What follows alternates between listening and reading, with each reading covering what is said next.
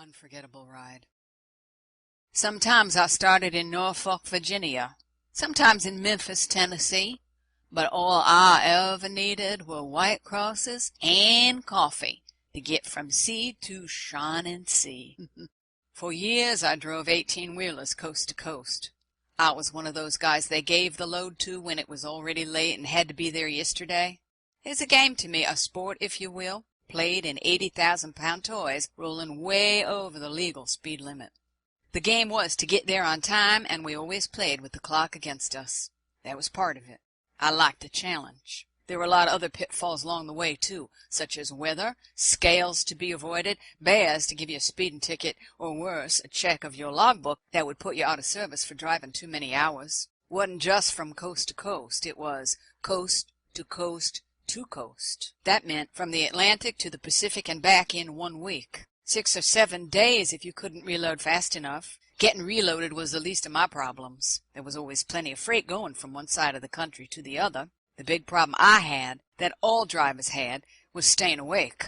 Sure, you could doze at the wheel. After all, you were driving a 25-foot wide ribbon of concrete. Any jockey could do that. It was remembering where to turn off to get round the scales. It was remembering which of your several log books you were using at any particular time. It was keeping those manifestos and fuel loading slips in proper order. It was making sure you kept one ear cocked to the CB so you could keep up with what was going on 20, 50, or 100 miles ahead and plan your trip from the Rand McNally in your lap while you were eating a sandwich, all at 85+ miles per hour. So, what did we use to keep us conscious, if not totally awake? Well, some truckers use other things. Most of them use caffeine products. The main reason is that federal trucking regulations now require random mandatory drug testing. This could take place at your home terminal, at any scale house, or on a whim as a call from your friendly dispatcher. Nothing forbids the ingestion of caffeine in amount sufficient to wire an elephant to the point he could walk a tightrope. So that is what I did. Each day, each week, every trip, coast to coast to coast, in 1 week. The trip really started for me when I first stopped for fuel. There at the fuel island I would fill my thermos with coffee, straight from the pot, black, uncut with cream or sweetener. Sugar would give me a quick rush, but make me crash just as fast, and I sure didn't want that. Creamer would just dilute the effects of caffeine, so I did not use it. Somewhere close to the fuel desk would be the pills. There were always at least half a dozen brands of caffeine pills, various strengths, and I would buy a pocketful of those. If I was lucky, the C-store would carry Joke Cola, a personal favorite of mine, though hard to get in many places. Together with a few sandwiches, I was ready to roll, and 3 days later I was on the opposite coast. One can imagine the effects that caffeine ultimately had on my body, but we will get to that soon enough. First, let's talk about the more immediate effects it had on me. When I got my first road gig, I wanted to do well. I came from a family of truckers. My daddy, both my uncles, and most importantly, my big brother were all truckers. Truck driving was not a job, it was a lifestyle. They each had their own truck, and more than anything, I wanted one of my own. On those rare family get-togethers, it was all about where you'd been, what you hauled, and how fast you got it there. When I started driving, I already knew the cardinal sin of driving 18-wheelers was not delivering on time. Nothing else really mattered. That is the main goal of a truck driver. Do whatever it takes and no excuses. I learned early on that to successfully do that, a driver had to remain awake and alert, and one surefire legal way was through the extreme use of caffeine. This wasn't just a family secret, as all the hot jockeys used it. We were not team drivers. We were a group of single drivers, all independent owner-operators who specialized in coast-to-coast expedited freight.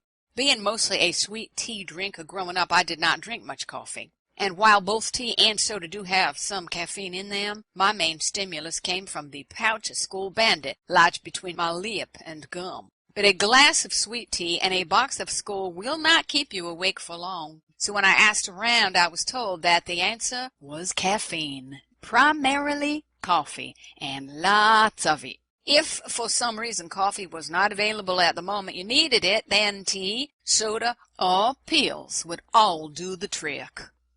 Being wired is a familiar feeling for everyone.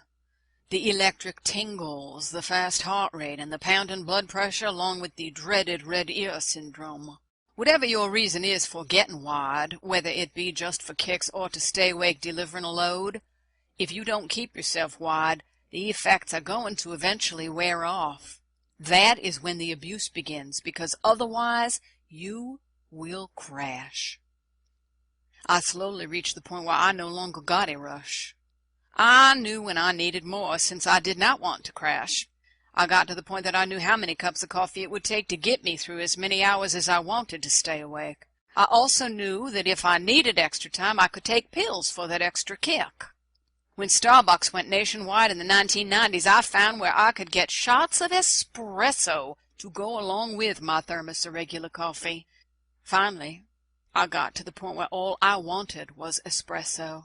By that time, I could not even start my day without caffeine. Some people I knew would smoke a cigarette sitting on the side of their bed first thing every morning. Instead, I would walk inside the truck stop where I spent the night and have my first cup of coffee. That is how I started my day every day. While eating breakfast, I would wash it down with several more cups. Before I left the truck stop, I would fill my thermos with hot black coffee. Sometimes I would drink 2 thermoses of coffee a day and tea for lunch and supper. Throw in the occasional soda and a handful of pills, and you get the idea of the monkey on my back. And this big monkey was about to kick my ass. The end came one winter morning in New Mexico. I was heading west and, as usual, running hard. I was flying low and fast with the sun coming up in my rearview mirrors and the white snow showing off the many colors of the painted desert. They say a man can go to sleep with his eyes open, and I agree.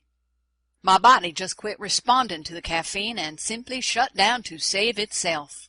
Fortunately, there was no one else close by at the time. I watched through sleep-closed, open eyes as the right front wheel of my long-nosed Peterbilt caught the soft earth on the side of the road and pulled me off I-40 and onto the desert floor. I couldn't have left the road at a better time. There was nothing to keep me on the road, no ditch, no fence, nothing to hit. I woke up doing nearly 100 miles per hour across the desert in an 18-wheeler, and folks, I am here to tell you it is a ride that I will never forget. Growing up, roller coasters were my idea of the ultimate thrill, and as I crisscrossed the continent in my truck, I stopped at every major theme park and rode their roller coasters. There is nothing, and I do mean nothing, that can even start to come close to waking up in an 18-wheeler doing 100 miles per hour across hard-packed dirt. Great caffeine spirit had not deserted me yet. As if to compensate for worshiping it so faithfully for so many years, the caffeine spirit kept my truck from turning over, slowed it down, and eventually stopped it a good quarter-mile off the highway. I waited there long enough for another driver to stop, pull over, and walk all the way to my truck to check on me. Finally, after pulling my quivering, shaking self together and assuring him that I was okay, I drove back to the highway and down the road to the next truck stop, where I went to sleep. For the first time ever, I was late for a delivery. Knowing what caused the accident and that I had been phenomenally fortunate, I immediately decided that this lifestyle was no longer for me. I booked a slow trip back home, took my time, drove legally, and thought a lot.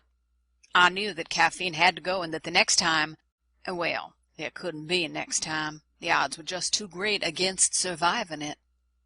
I returned home before the bad part began. I knew it was coming, but I had no idea that caffeine withdrawal would be so difficult. I thought that particular problem was only associated with real drugs. I was very edgy with everybody. I stayed awake for long periods of time, unable to sleep, and then would finally pass out. At other times I would suddenly fall asleep sitting in a chair. My body didn't know what was going on and was seeking equilibrium. I had developed acid reflux. My hands and indeed my entire body shook, and my vision had become blurry. Quitting caffeine cured all those symptoms. Gradually my vision cleared. My stomach shrank back to a normal size, and the shaking went away completely. And I swear that the hair on my head started to grow back. Quitting cold turkey was not easy, but it was the only way I knew how to do it. Where I lived up in the hills of Kentucky, there were no clinics. Many of the small towns didn't have conventional doctors. There were some root doctors who brewed me herbal teas, which helped a lot. So did taking long walks through the hills. Finally, when I was ready, I went back to the only work I knew how to do, driving trucks. This time I did it differently. Rather than long hauls, I switched to heavy hauls. When you see a huge rig coming down the road, escorted by police officers who are stopping traffic and shutting down roads for the load to come by, that is me. I don't have to be anywhere fast. I just have to be there safe. I no longer need caffeine to keep me awake for hours. Now I need steady hands to guide hundreds of thousands of pounds and to keep it upright round curves. Yeah, I have a short cup of coffee sometimes on a cold morning, or a glass of sweet tea on a hot summer day. That is all. I just don't like the way it tastes anymore.